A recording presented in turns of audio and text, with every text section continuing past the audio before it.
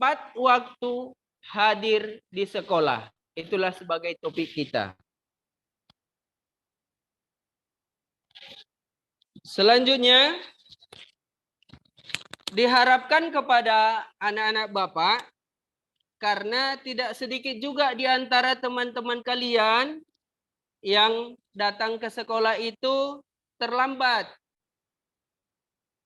Ada yang karena terlambat bangun. Yang kedua, karena macet di jalan. Yang ketiga, karena banyak tugas yang menumpuk. Misalnya tugas matematika seperti itu kan. Jadi tujuan ini dilakukan layanan bimbingan klasikal ini supaya Ananda semua dapat menganalisis kegiatan kita selama ini, ya.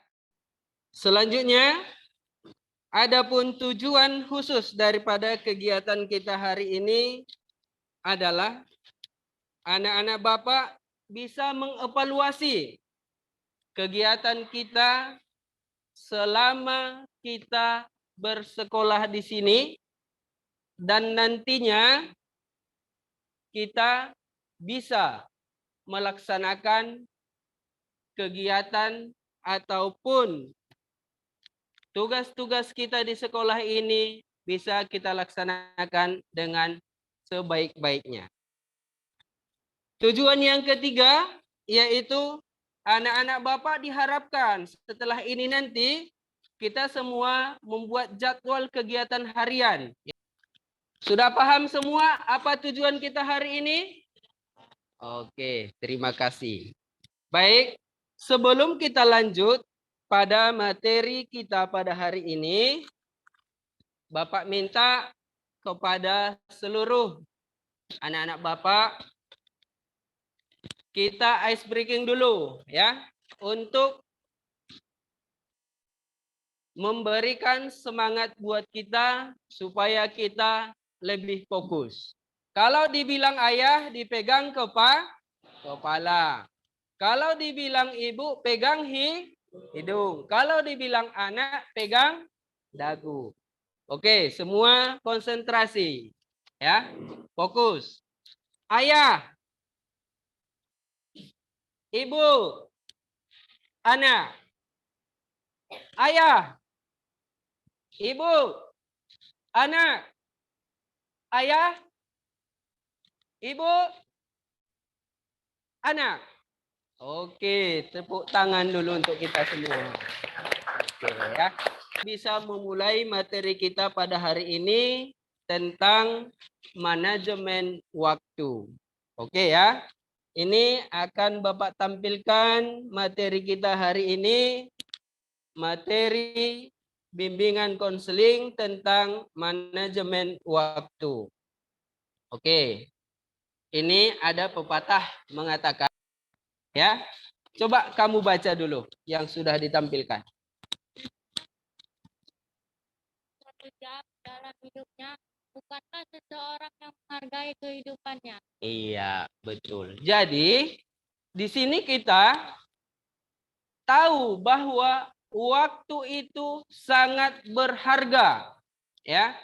Jadi, setiap kita akan melakukan sesuatu apapun, kita membutuhkan waktu. Pernah nggak anak-anak dengar ada yang bilang, misalnya si Saripah, ya kan? Saripah ngajak temannya, ayolah kita nonton dulu, nonton bioskop hari ini. Ada kawannya, maaf ya, aku nggak punya waktu. Pernah nggak seperti itu dengar? Jadi setiap kita akan melakukan sesuatu itu harus ada waktu yang kita sisihkan.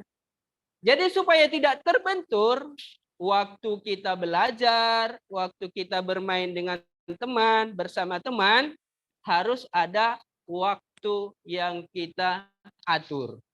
Ya, tujuannya apa? Supaya kegiatan kita itu tidak tumpang tindih. Di sekolah kita ada roster kan? Nah, itu merupakan satu bentuk manajemen waktu. Jadi kalau kita langgar itu, misalnya yang jam pertama kita ambil ke jam kedua, yang jam kedua kita ambil ke jam ketiga, itu sudah kacau, tidak terarah, tidak teratur. Oke ya, baik. Sekarang coba di antara kita lihat yang pengertian daripada manajemen waktu.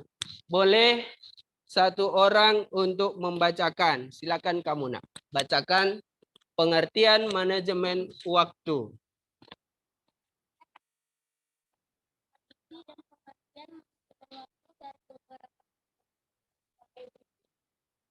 Menurut Atkinson 1994, manajemen waktu adalah suatu jenis kaitan bersegala bentuk upaya dan tindakan seorang yang dilakukan secara terencana agar individu dapat memanfaatkan waktunya dengan sebaik-baiknya.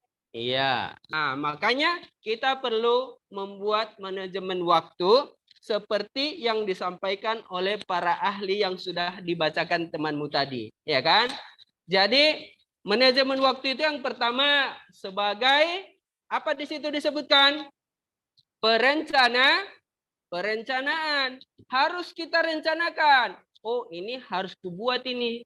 Ini yang harus kulakukan supaya saya nanti tidak terlambat mengerjakan tugas. Begitu di hari Selasa jatuh minggu depannya, tugas kita udah selesai. Merencanakan. Coba kalau Rayanda dibilang merencanakan, sebutkan apa yang direncanakan kalau kita sebagai siswa. Apa nak? Iya, direncanakan tugas itu supaya kita belajar sesuai dengan waktu yang sudah kita buat. Yang ketiga, coba dulu selfie dibacakan. Kira-kira apa maksudnya di situ? Membagi waktu. Membagi waktu itu macam mana? Coba dulu selfie bilang dulu. Kalau selfie kan membagi waktu. Oh, saya bagi waktu ini. Hari ini ketika kita harus mengerjakan sesuatu yang sudah kita buat sesuai jadwal, ternyata ada yang membuat kita tidak bisa. Apa itu?